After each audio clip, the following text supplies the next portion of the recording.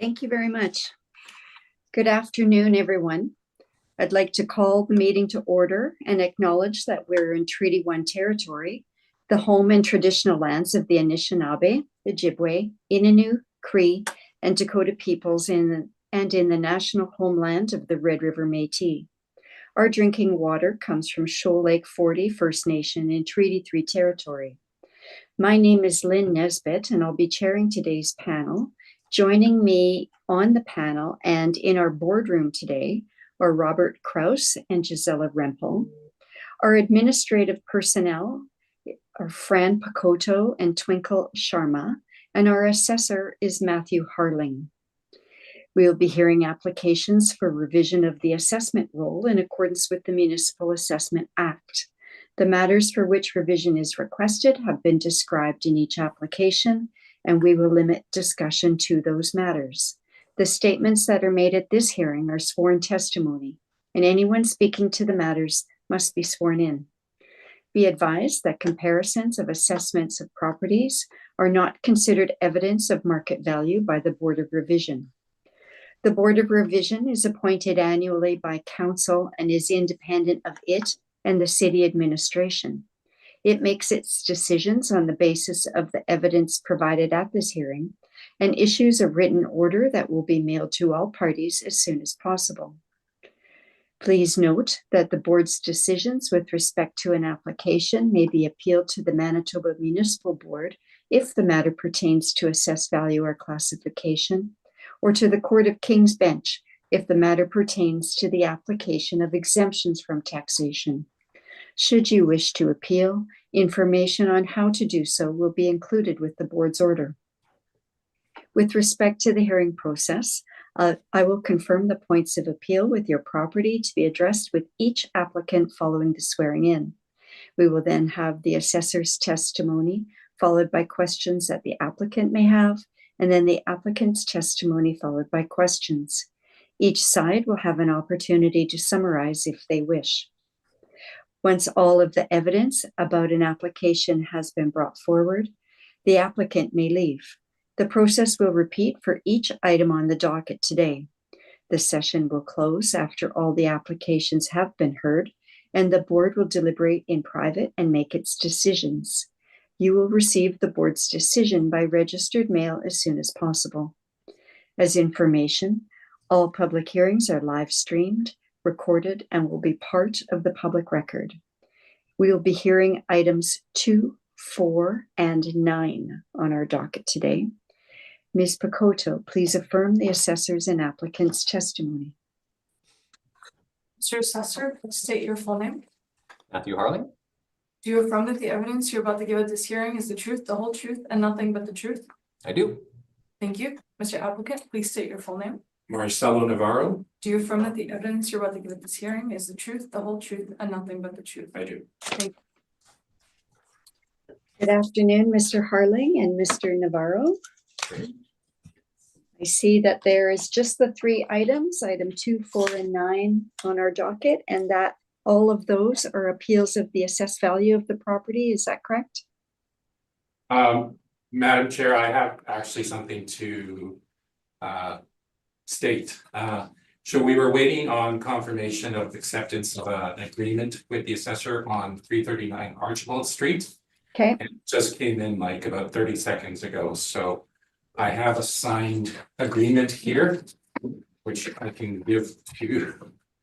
Oh. And so that would confirm the agreement that we have in place for that property, and that's 339 Archibald Street. Okay, so Ms. Pakoto, what is the procedure here in that we've already opened the meeting? Let me just double check that this agreement Okay. is correct.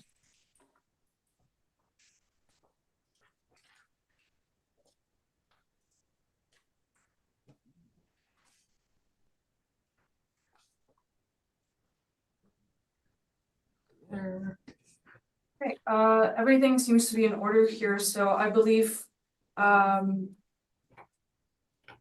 will go ahead and withdraw this item. Okay. And we can deal with just the other 2, 4 Okay. and 9. Okay, so thank you. So item number 2 on our agenda, we will not be hearing. It has been withdrawn. So that will take us to item number 4 then. Is that correct, Mr. Navarro? Item 4? Nothing on that one? Nothing on that one. Okay. Three, two, yeah. Okay, so Mr. Harling, that means you are up. This is item number 4, file number 24-1670, 200 Panet Road. And when you are ready, please. Thank you, Madam Chair. As stated, the file number is 24-1670. The roll number is 0605-164-0000. The address is 200 Panet Road, and the owner is WRA Ventures Limited. The 2025 roll year, based on a reference to the April 1st, 2023, is assessed at $1,306,000. If we look under below on page 1 of my brief, under the property description information, we can see some information about the building or the property. So we have there's 6 buildings on the roll. We have 2 premises. It's a 1-story building. The actual year and effective year belts range from 1998 to 2011. We're using an effective year overall effective year belt of 1998. The wall heights range from 10 to 23 feet. The land area is 110,147 square feet with a plan area of 14,370 square feet. This gives us a land to plant area of 7.67, and we have a total leasable area of 10,920 square feet. Okay, we turn to page 2 of my brief. You see the request for income information has been received. There are no recent sales on the subject, and we have no subject leases in place. Okay, if we turn to page 3 of my brief, we can just see a Google image of where the subject property is located. So as indicated, it's located on 200 Panet Road. So you can see just south of the subject here would be Dugald Road. So this would be kind of in the, you classify as a mission industrial area of the city. So this is just kind of where it's located. Just actually left of it or east of it would be Lajimoni Boulevard. So you can kind of idea where it's located. Okay, now if we turn to page 4 of my brief, this is just a aerial view of the subject, again, where it's situated on Panet Road. If we continue to page 5, we'll just see some further photos. This shows the parcel outline and the overall shape of the subject property. So you can see here it's essentially a kind of a half triangle shaped piece of land. And you can see where it's located again on Panet and just the overall parcel outline and the buildings, how they're situated on the property. Page 6, this is just some further photos just from different angles, just again, just try to show the whole property in its entirety. So you'll see there is the main building, and then there's 2 other buildings on the roll as well. Page 7, this is just a more of a zoomed in image just to get a better idea of the piece of the property or the buildings situated on the parcel of land. And then at the back of page 8, this is just a rear view of the buildings. So you just kind of get the rear view of the buildings on the property. Page 9, these are just some Google Street images just to get see some pictures of the actual subject, of how it looks on Panet Road. And this is just continued on page 10, the final picture here. So, okay. So if we go to page 11 of my brief, this is the income workup. So we're classifying these property as the buildings as a storage warehouse. So you can see here we have 2 premises. So we have a 9,480 square feet at a model rent of $7.24 a square foot. And then we have another premise at 1,440 square feet, which we're assessing as a storage mezzanine space. And we're using a lower model rate at $5.77 a square foot. So this gives us an overall blended rent of $7.04 a square foot. As I said, we have a total leasable area of 10,920 square feet, which gives us then the potential rent of $76,944. We're allowing 3% for vacancy, which then gives us an effective gross income of $74,636. We're allowing 3% for expenses, as well as $4 a square foot of shortfall, which then gives us an overall net operating income of $71,087. And then lastly, we're applying an overall capitalization rate of 5.60%, which then gives us a capitalized value of $1,269,411. And then lastly, on the income workup, you can just see here additional building value. We're assessing another additional $37,000 of additional building value. That building value is for the buildings that are not from the main property, so or the main buildings. If you look on page 7, for example, the building behind it and the building beside it, those would be that's where the additional $37,000 is coming from. So the building behind it's more of like a kind of a shed, a garage shed kind of use, and then the one beside it, it has like an overhang that we're not assessing that part because that's open space, but the part that actually does have like a kind of a little garage door, you can see that part is what we're assessing. So essentially that's the $37,000 additional value is where it's coming from, those additional buildings. And then if you add all that together, capitalized value, you get a estimated value of $1,306,000. Okay, if we turn to page 12 of my brief, you'll see the rent comparables. So some of the rent comparables are located here. You can see here we have 111 Cole Avenue, 131 Cordite, 171 Cole Avenue, 34 McDonald Avenue, and 1395 Niagara Road. So the lease start dates range from October 2020 to February 2023. The lease terms range from 2 to 10 years. Leasable areas range from 6,655 square feet to 15,000 square feet. The wall heights range from 14 feet to 20 feet.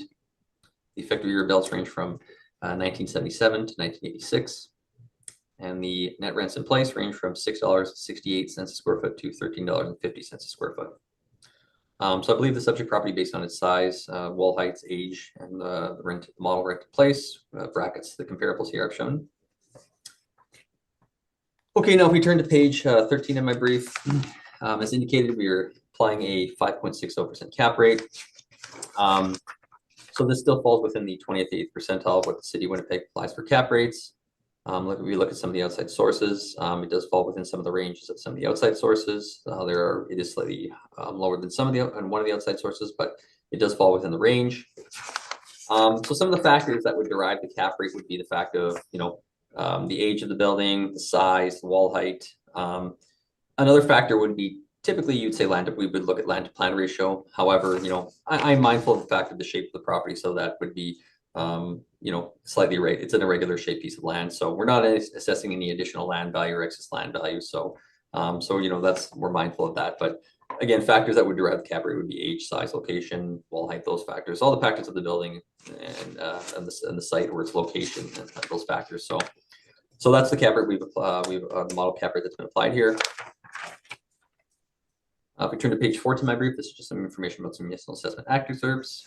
If we turn to page 15 of my brief, this is the income expense matter that has been provided. So they do have a rent in place. I'm mindful of it's not a true triple net lease, and they've indicated net income as well, the same as the rent. So I'm not sure why they haven't deducted the expenses, but this is what they provided us with, so I'm mindful of that.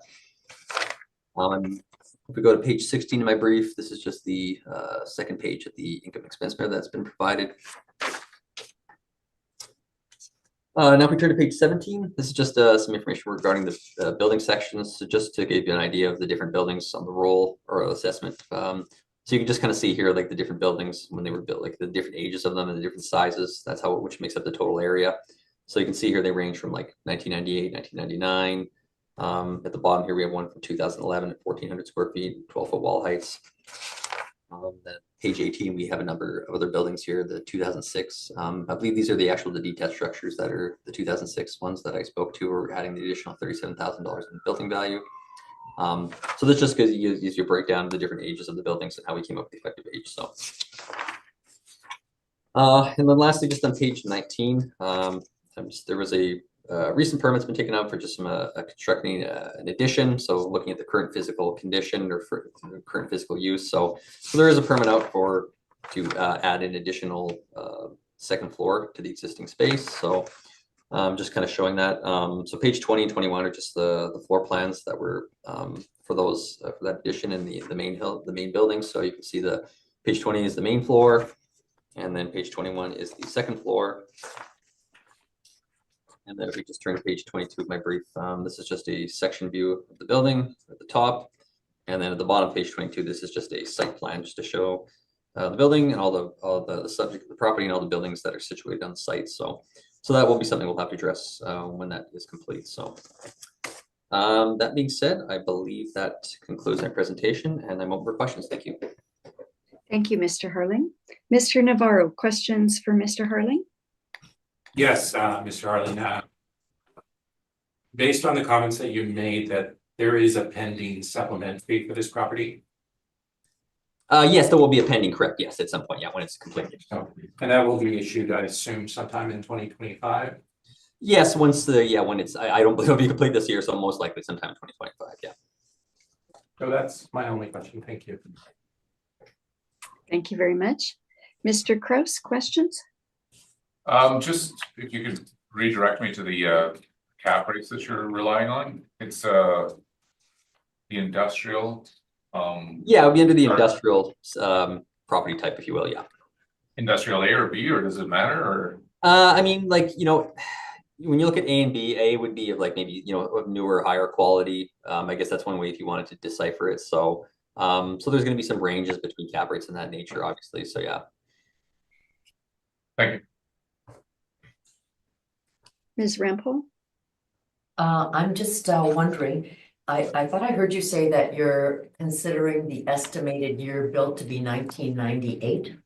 Correct. Yeah. Like the effective year, like the actual year built range from 1998 to 2011. So, you know, the rate. Yeah. So basically we when we look at the entire age of the building, we would take an effective age. So the actual age, taking into account the older buildings and the newer buildings. So 1998 was the effective year built overall, though. Yeah. And in terms of your comps, they're all older than this particular building, are they not? Yeah, you know what, when it comes to comparables, like, you know, sometimes it's harder to find, you know, comparables that would be the same age. So yeah, I tried, I guess I was looking at more of comparables in terms of similar size and wall height. So, you know, there's no such thing as a perfect comparable, I guess. So, but you know, you try my best to bracket it, but yeah, there's just, I wasn't able to find some newer comparables that would be of smaller size, especially when it comes to like smaller buildings. You don't see as many tenants, you know, tending it out as much per se sometimes. So, but yeah, so it's just a lack of finding, I guess, comparables of that age. So.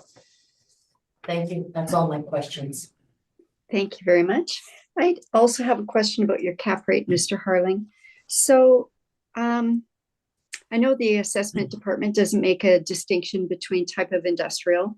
5.35 to 7.3 is your 20th and 80th percentile, right? Yeah. But the outside sources do.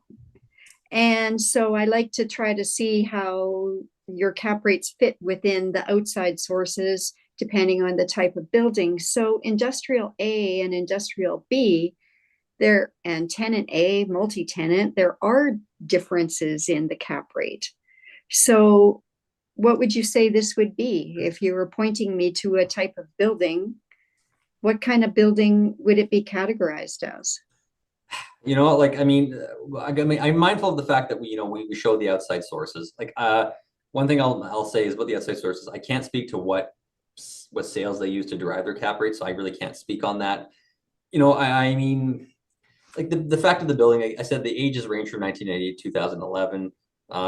So it's not like an old building. It's, you know, it's got some newer portions, obviously. So, you know, I mean, I in all honesty, I don't think I can really per se say what it's. Yeah, I guess the borrowers have to kind of make the decision how they want to look at it. But, you know, I guess you can just kind of look at it based on the characteristics of the building, the age, size, location, those factors. So. Okay, so perhaps I'll get Mr. Navarro to expound on the differences then. With respect to that additional building value, was that value $37,000 derived using the cost approach? Yeah, that would be on cost, correct? Yeah. Okay. And is it been the assessment department's practice to add that additional assessment in this way over the last number of cycles? Is this the first time? Like, what is this? No, this is something we've done. We've consistently done with other properties. So, like, you know, because we were mindful of the fact it's not part of like the main building, right? So we're saying there is still value in the building, right? So they're still using it, so there is value in the building. So yeah, there's a number of properties where we'll have like a detached structure, let's say, that we would add additional building value to. Yeah. So. And why wouldn't you just add the square footage to the leasable property? This is a learning for me. So. Oh yeah. Well, like the way I would see that in that situation is like those buildings on their own, like you really wouldn't be able to like I think it would be very difficult to lease those out on their own, right? They're like they're buildings that would support the existing structure, right? So okay, so that would be kind of why we would do that. Like I mean, So, and applying a rent to that, then you have to find comparables to support that. They're pretty small. So I don't think, I think it's. So they're just sort of ancillary uses to the main That's what I building. was trying to go. Ancillary uses to the Okay, main property, yeah, the building, you should say, yeah. So, okay. And that 37 you noted, and the Marshall Swift approach was used, obviously, with yeah, it would be done on cost. Yeah, I don't have the cost. breakdown on No. that, but yeah, that's how it would be done. Yeah, so. Okay, and for this particular building, has this been the approach for the last, this particular property, sorry, not building, has this been the approach for the last, has this been the practice to add the additional buildings in this way? When I mean, looking at a few cycles back, we had been including it for the last cycles. Yeah. So, I mean, like the buildings were built, I think in 2006. I think we've been adding them for a number of years since we had. Okay. Like So it's not a deviation in practice. It's the no, it's same not thing. like, yeah, it's not something we just decided to add all of a sudden. No, I looked back at the history and we've had it on the roll for a number of years. So yeah. Okay, thank you, Mr. Harlan. Sure. Mr. Navarro. Okay, first of all, we're mindful of the fact that we know that a supplementary assessment is coming. However, we're not sure about the date. So if it's effective January 1, 2025, this will all be moved. However, if that occupancy date moves forward into, say, March, April, something like that, then I think we should probably still hear this because there would be a few months covered prior to the supplementary. So I will continue with this appeal. Okay. So we're looking at 200 Plant Road on pages 2 and 3. You can see the pictures of the property. I think the assessor has explained this property well and kind of laid it out well in terms of the diagrams and explanations in terms of what he's provided. However, I will note that on page 8 we have a breakdown of the particular structures. So you can see that the bulk of the property was actually built in 1998, 1999. And there was a second structure or a fourth structure that was built in 2011. And the heights range, we have a range of 8 from 10 feet all the way up to 32 feet. And that's on page 8 if following. In terms of the income approach, obviously that's what we're using. On page 13, you can see some of the lease comparisons that we've used. We try and get to the same area. However, Mission is kind of an older industrial area, so often these properties tend to be owner occupied, single occupant properties.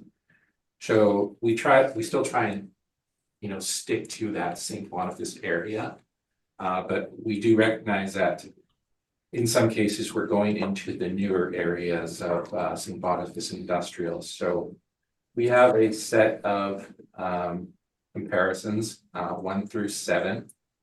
They are of differing ages, and the newest one would be 275 Debates at 11,552 square feet, $9.25. And again, they range all the way up to $13.50. We have an average of 1877 and a median of $8.50 per square foot. Now, the remainder of the parameters, I'm actually going to ask you to turn to 17 because I did deviate from what I actually submitted. So the rent that we have is $7.34. I don't think there's an issue there. I think we're just slightly higher than the assessor, if I'm correct here. So the vacancy, we adjusted that downward to the assessor's vacancy of 3%. So there are some recalculations that I had to go through prior to the hearing. So that 3% vacancy is actually 2405 as opposed to 3206. So the effective market income that we get from that is 77,755. And because we're reworking these figures, it essentially affects everything going forward as well. So in terms of the expense allowances for shortfall, non-recoverable expenses and other and structural, it affects those as well. So for shortfall, we have 1310, that's based on the revised vacancy. 778 for non-recoverables and 1555 for other and structural. So that gives us a total allowance of $3,643 and a net operating income that results from that, or the net operating income that results from that is $74,112. Now we've applied a 7% capitalization rate. That adds up to, or when we divide that into the net operating income, we get a value of $1,058,743, or $1,059,000 rounded. Now, getting on the topic of the ancillary buildings, I didn't add for it, but to be honest, I mean, if it needs to be added on there, it can be added on there. It would be an additional $37,000. That would bring it to $1,096,000. Now, in terms of the capitalization rate, why we've applied it, well, there are some risk factors that we note, and on page 15, we go over this. So our cap rate are stratified into two categories, actually three categories. What we would call investment grade A and investment grade B. Now, this is not an investment grade B or A property. That would be your larger, newer, multi-tenanted properties with extremely high wall heights, more modern industrial buildings. This is an industrial B, so that ranges between 650 and 775.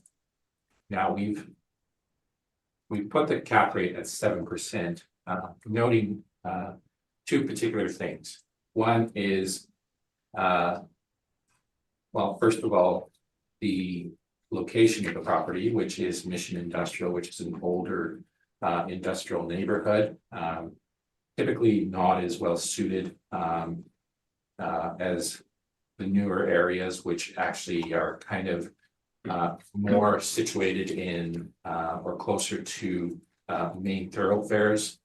So access into these areas is better on the newer industrial areas. And also the single occupancy is another risk factor that we adjust for. And lastly, it's simply the construction type. So this is a wood frame building. So this is not typical of an industrial building. So for higher end industrial buildings, what we see is either masonry design or structural steel. And this is not that. It's a less complex building. It would have a lower value in terms of its cost. So it typically would receive a slightly higher capitalization rate. So those are the three things that we adjusted for. That's why we're not at 6.50 as opposed to 7. So hopefully that explains the reason. I didn't include the income expenses, but they were submitted as far as I'm aware, and it's in the assessor's information, I believe. So I'm open for questions. Thank you, Mr. Navarro. Mr. Harling, questions for Mr. Navarro? You know what, actually, the question I was going to ask actually was answered, so I think I'm good, thank you. Thank you very much. Mr. Kraus? Yeah, one, you mentioned the cap rate is affected because it's not in a desirable industrial area or so it's the most desirable. Yeah, so the way that we gauge industrial areas in the city of Winnipeg is that most of what we see in terms of new development in Winnipeg is not happening inside Winnipeg at all. Right. It's happening in the RM of McDonald and in Rosser and Centerport. The reason for that is simply that we've effectively just run out of land to develop more industrial properties. So there's not much happening inside of the city of Winnipeg. This would be a much older industrial area that's been around probably for 100 years. And so the city kind of grew around that, and the access into it is not as good, and the egress out of it in terms of getting into the main thoroughfares is obviously not as well situated as, for example, Southwest Winnipeg, New St. Boniface, which is New St. Boniface Industrial Park, which is off of Dougal. As Lajanodia towards. Yes, Going east, Okay. exactly. Or Inkster Industrial Park, St. James Industrial Park, all of those areas are much better situations. And it's not to say that this isn't, not saying that it's an extremely bad area, it's just that the others are better situated. Mhm. Hence why we give them better cap rates. Also, there's the aspect of the single occupancy. Now, we would view it, we understand that it is owner occupied. But from a market perspective, having a single occupant premise does add more risk to it. And the last factor is the basic design of the property. It's a wood frame structure. It's a very light structure. So if you're looking at the cost to build a structure like this, well, I think you guys probably rationalize the difference between a wood frame apartment building and a steel constructed apartment building, right? There's going to be a difference in cost. So those are the three factors for adjusting it up to 7%. Now, at the low end, at 6.5, we would expect it to hit all of those targets. So it would be multi-tenanted. It wouldn't be an A class. An A class is a completely different beast altogether.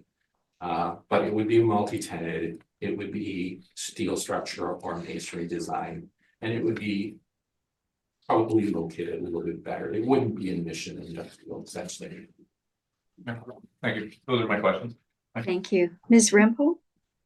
I'm wondering, is January 1st the proposed occupancy date for this addition or new building? What the owner relayed to me is that they were about 3/4 done as of very recently. So I'm guessing not much is going to be happening between now and the end of the year. Could be. I don't know how it's. I know that people take breaks during the holiday season, so things tend to wind down and pick up at the beginning of the year. I suspect that it's not going to be done by January 1, 2025. I would say and I did do a drive-by. So I suspect that it's probably going to be more into March or April. Okay. And can you tell me, refresh me on what your net operating income is for this property? The revised Yes, net the operating revised. is $74,112. Okay, The cap rate is 7%. That Right. gives us a value of $1,058,743. And I did make the comment that I didn't put any value on the ancillary building, but $37,000 sounds reasonable. It's the same question that I believe the panel members were talking about with the assessor. Is I can't put a rate for lease on it, so I just didn't value it. But I can see that if you wanted to add it as at $37,000, you could. It would add up to $1,096,000. thank you very much. Yeah. Those are all my questions, Madam Chair. Thank you very much. And Mr. Navarro, I know you said in your presentation that rent wasn't a big point of contention, and I can see that. But I just do have a question about the rent you did use on page 13 of your brief. At least that's the PDF version. You have your lease comps. Yeah. So you have a average of 877 and a median of 850, yet you use 734.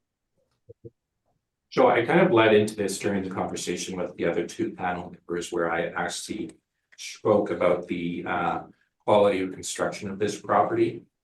So this is this type of design and construction method is less sorry, it's what's the word?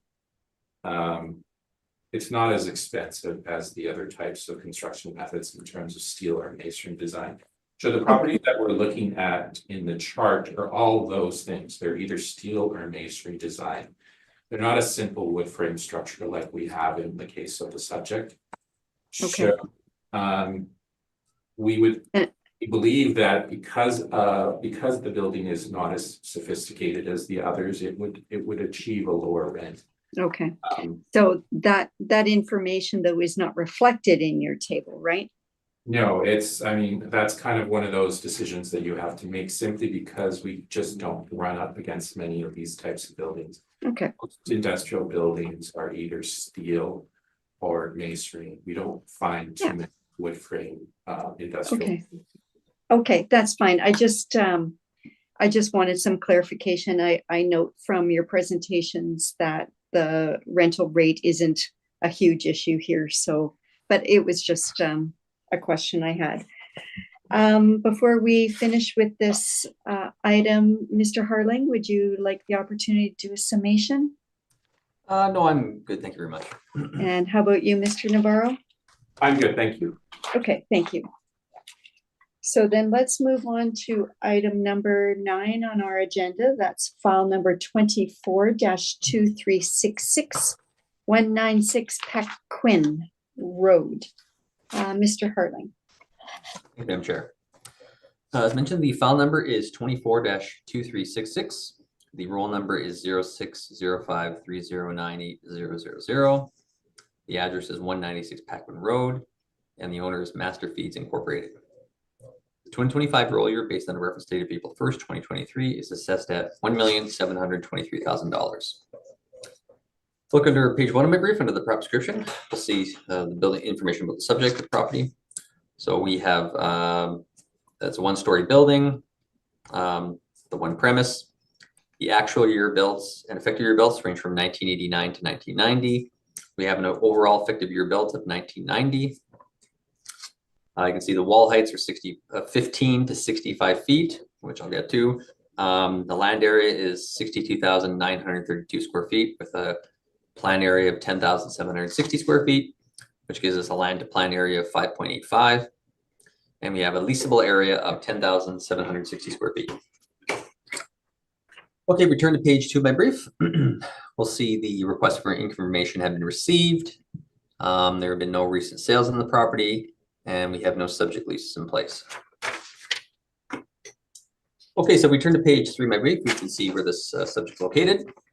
So this property is just located south of Dugald Road. You can see here. This is located in the St. Boniface Industrial Park. I believe Mr. Navarro kind of briefly talked about it, but yeah, so this is an actual industrial park where it's primarily industrial property. So it's not it's a newer, it's a definitely good, it's a better location. Again, with a lot of industrial properties, I've been in it many times, so it's a good location overall. So we go to page 4 of my brief. You can kind of just see an overhead view of where it's located here. So you can see it's right in the middle of the industrial park here. If we turn to page 5 of my brief, we'll see the parcel outline and where the property is situated. So you can kind of just see here in red the shape and outline of the parcel.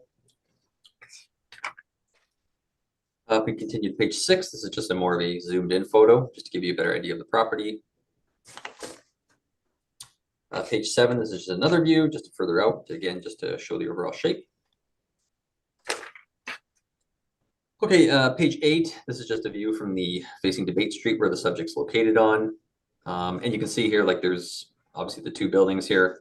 So there is some office and storage space. Now, there's that very, very large 65-foot wall building there.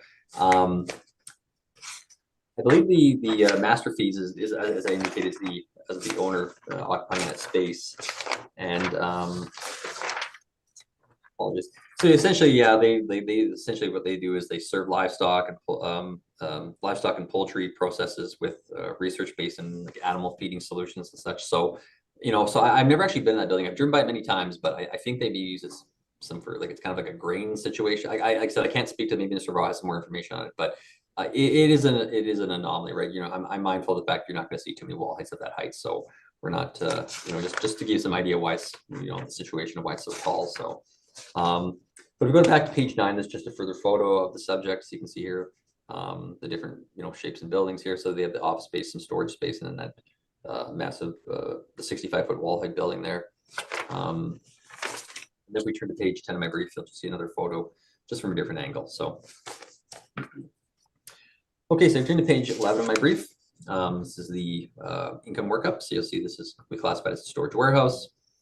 We have a total leasable area of 10,760 square feet with the rent per model rent of $9.03 a square foot, which gives us a potential rent of 97,163. As I indicated, we're using 10,760 square feet of leasable area. And we're allowing 1.5% for vacancy loss, which then gives us a effective gross income of 95,706 square feet, allowing 3% for expenses, as well as $4 a square foot of shortfall. This gives us an overall net operating income of 92,198 square feet, or no, sorry, I apologize, $92,198. And then lastly, we're applying a capitalization rate of 5.35%, which gives us the estimated value of $1,723,000.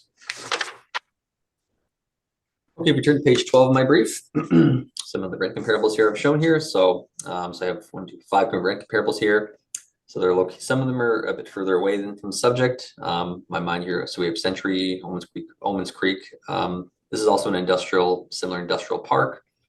170 Cole, which I spoke to, 139 Niagara Road, 11395 Niagara Road, and then 130 Wyatt Street. So the lease start dates range from March 2018 to January 2023. Lease term rates range from 1 to 11 years. Leasable areas range from 9,628 square feet to 17,360 square feet. Wall heights range from 14 feet to 22 feet. Effective year builds range from 1977 to 1992. And the net rents in place range from $9.20 a square foot to $13.50 a square foot. And as indicated, we're using our model rent of $9.03 a square foot. So I believe the rent falls within the range of the comparables I've shown here. Okay, so turn to page 13. So as I indicated, we are using a cap rate of 5.35%. So yeah, so this is obviously when you look at the outside sources or our 28th percentile, so this falls within the lower end range of our outside sources. So I will note it does fall outside of some of the other sources. I believe Cushman & Wakefield's the one where it does fall in the range. So I'm mindful of the cap rate, and I'm sure the Wood Board will have similar questions of this cap rate compared to the other properties. So, you know, some other factors that would, you know, I think that would make this cap rate or this property better, for example, would be, you know, number one factor would be location. So as I indicated, this is in the St. Bob's Industrial Park. So this is an industrial park. There's a lot of more, you know, this is not just like a one-off older area. So, you know, I've been in this area many times. So it is a very good location. You know, we're always seeing new buildings being built in this area. So that would be one factor. You know, as I indicated, another factor is the land to plan ratio. It is 1 to 5.85. Typically 1 to 4 would be a good land to plan ratio. So it is a bit higher. You know, we're not assessing obviously any excess land or surplus land. You know, there is some additional green space you can see here that they're not using. You know, could they develop it? You know, obviously I don't see why they couldn't. Would they? I don't know. I can't really speak to that, but that would be another factor that would play into the cap rate.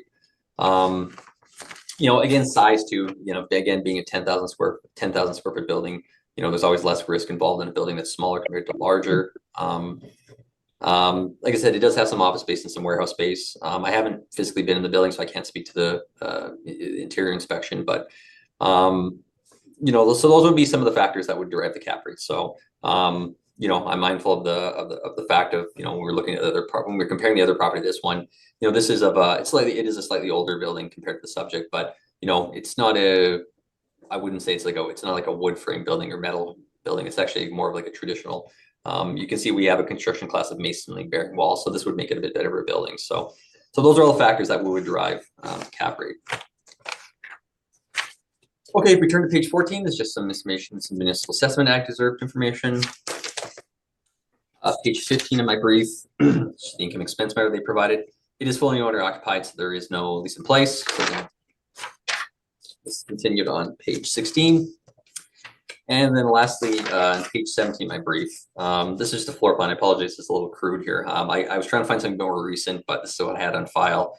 So it's kind of hopefully gives you some kind of indication of some of the breakdown. But yeah, so this is just kind of a floor plan just to try to show the building how it's situated. So I believe that concludes the presentation, and I'm open for questions. Thank you. Thank you very much, Mr. Harling. Ms. Rempel, questions for the assessor? I think Mr. Navarro might have questions. Oh, sorry, Mr. Navarro. Yeah, you're first, Mr. Navarro. I actually don't have any questions. Thank you. Okay, then Ms. Rempel. I am wondering, you mentioned that the wall height in one area was 65 feet, Correct. which seems, you mentioned it was an anomaly. Yeah, you're not gonna, yeah, like I said, there's other buildings we've seen in the city that have maybe wall heights of that high, but that building is used for a specific use. I'm mindful that, not everyone, like, let's say purchase this or attend this building would need that, obviously it'd be a very, specific use for that building, so. And it's owner occupied? Correct, yes. Okay, those are all my questions. Thank you. Thank you. Mr. Kraus? No, I'm good, thank you. Thank you. I had a question about the wall height too, Mr. Harling. Do you see that as a positive or a negative going into your cap rate? It's like I said, I'm mindful of the fact of, you're right, like obviously it's owner occupied, so for their needs, it's, situated for their needs. Maybe, if there was another business that moved in that was a similar use, maybe they could make use of it. So I don't, like I said, it's hard to say, obviously. Like, I don't think we're really, the cap rate in our sense is probably putting a lot of weight on that. Like, I know higher wall heights would be potentially considered beneficial in some cases, but this is kind of a, like I said, a unique situation or a one-off, so I don't think it would be too much weight on that in terms of the cap rate, I guess, so. Okay. Okay, thank you very much. Mr. Navarro? Okay. I'll just state that for the most part, I didn't have an issue with the assessor's net operating income. Okay. I found it hard to find rents that were comparable to this type of property in terms of that space that's 65 feet high. There are no comparisons that of 65 foot wall heights. So that became a bit of a challenge. In terms of having a higher rent potential, possibly, that's why I'm saying I don't necessarily disagree with the assessor in terms of the net operating income. Cap rate is a different story, though. We have a 7% cap rate on this property. So again, we start off with, what is this building? Is this an A or a B?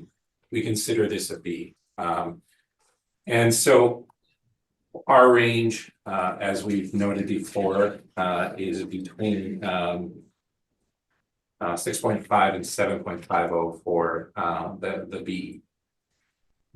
Now, I'll just give you some background of what this is. Master Feeds. Master Feeds is an animal feed producer, okay? So what's inside that 65-foot wall height? Well, if you've ever been inside a feed mill, you'll notice that there are different storage tanks and lines that are coming from one direction and another.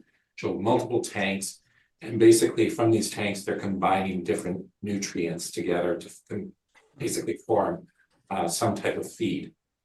So that is the reason for those wall heights. Those tanks and those lines tend to be quite high. So there is additional space required for this. So it's a unique situation, as the assessor noted. So we adjusted from the 6.5 cap rate, again, for a couple of reasons. One, again, is the single occupancy issue. So this is a single occupant building.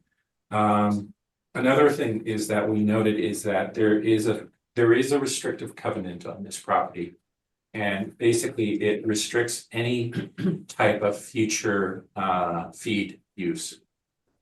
So Master Feeds is an animal feed producer.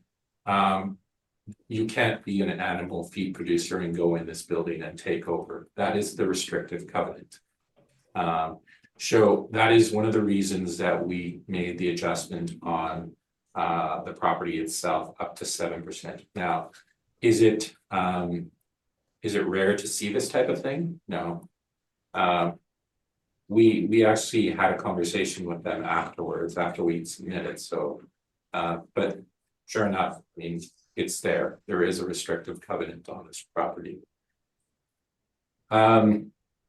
So that begs the question is as to what you do with this type of property when you buy it. Certainly you're not going to need 65 feet of wall height. In that sense, it's overbuilt. And you wouldn't need a restrictive covenant to really realize that. 65 feet is overblown. There aren't many uses where that would be necessary. So That in itself would be, you know, a super adequacy. And a super adequacy essentially means that it's overbuilt. So that would be the other additional reason we would adjust the cap rate. So we're taking it from 6.50 to 7.50. We don't think it would be as low as the 5s. That's too low for our opinion, but so as I mentioned, I don't dispute the assessor's net operating income. So if we take the net operating income of the assessor and use a 7% cap rate, the value that we come up with is 1,316,985,986 or 1,317,000.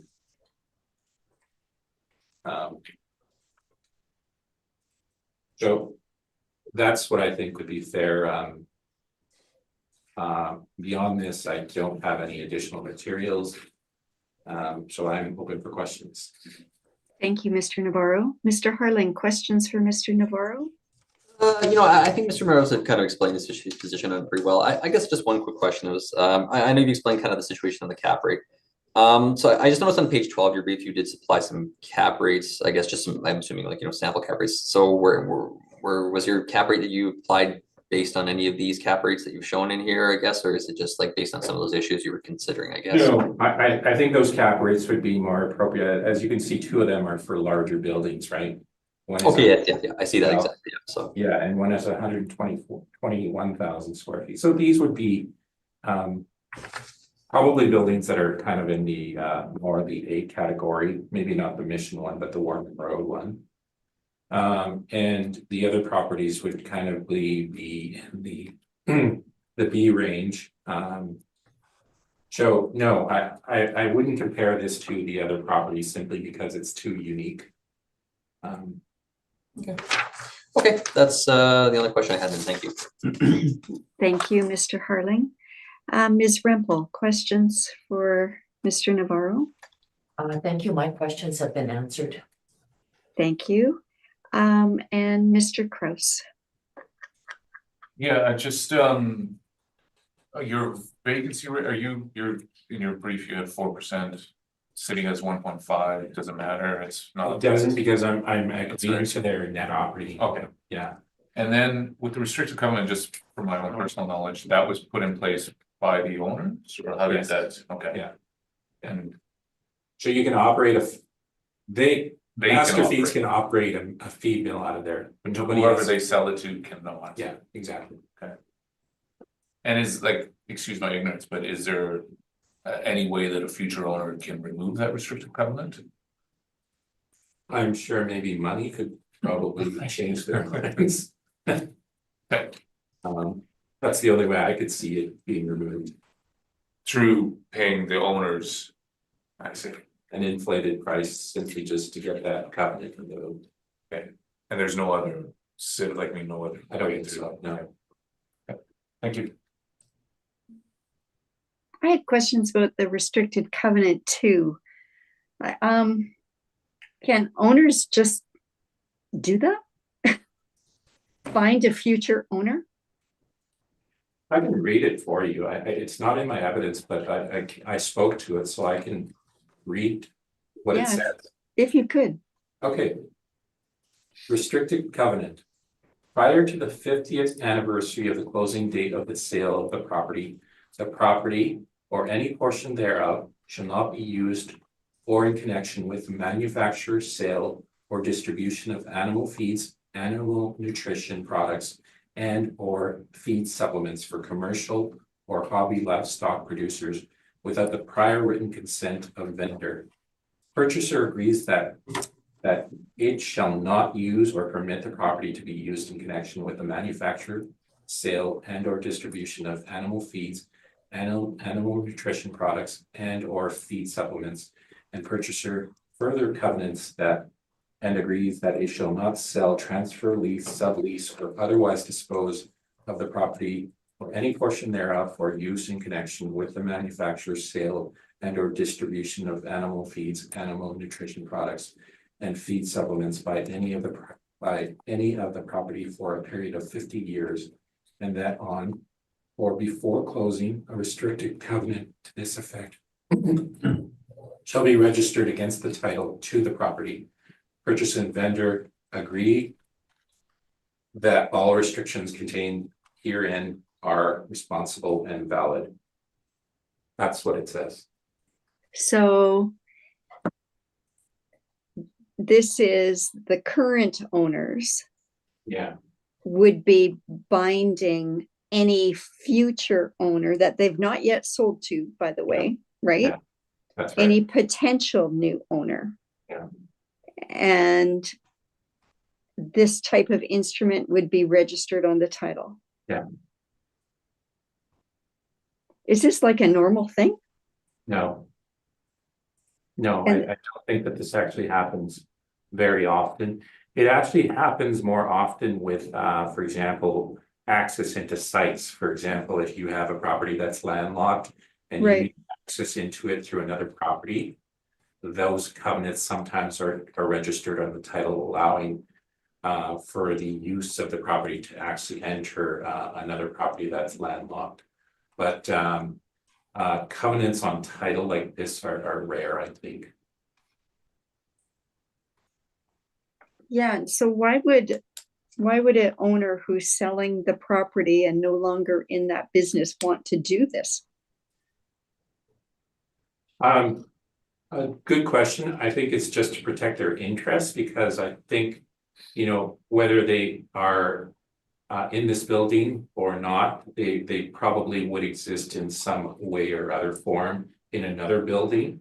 So I think it's really an aspect of competition and not wanting a competitor to go in this type of facility. Okay. I've just never heard of that kind of thing being done by, Well, we like, this is a very unique property. And it has a lot of aspects that are unique, not just the issue of this year covenant. Yeah. The building itself is weird. yeah, So it's, I think, you know, from our perspective, it has a lot of oddities to it. So much so that, you know, we would have a hard time putting a 5.35% cap rate on something that's like this. If it was a straightforward 25-foot wall height and a standard industrial building, and this is a standard industrial building, except for the fact that one of the sections in it, which is a large section, is 65 feet high. mhm, okay. Okay, I'm just gonna ask Mr. Harling. Mr. Harling, is this type of covenant something that you've seen before? You know what, like I didn't run the titles on this, so as Mr. Narota kind of alluded to, yeah, I think it's a pretty rare situation. In all honesty, I've never seen one myself. You know, I'm not saying it doesn't exist. Obviously, clearly it does exist. So, but yeah, Well, I think it's not on title yet. well, yeah, of course. But I'm just saying, like, yeah, it's definitely something that's like, yeah, I think it's a very unique situation. So yeah, like I said, I can't personally say I was aware of this or other particular properties, but I'm, you know, like I can only speak to what what I'm aware of, you know. So, but. Yeah. Okay. All right, well, thank you. I have no additional questions. So, Mr. Harling, do you have desire to make a summary statement? No, I think I'll just let the board make their decision based on the evidence. Thank you. Thank you. Mr. Navarro? No, I'm fine, thank you. Okay, thank you so much. Okay, then we have heard all of the items scheduled today on our docket. This hearing is now adjourned. So thank you, Mr. Harling and Mr. Navarro. Thank you, everybody. All right, have a great afternoon. You too. Thank you. Thank you.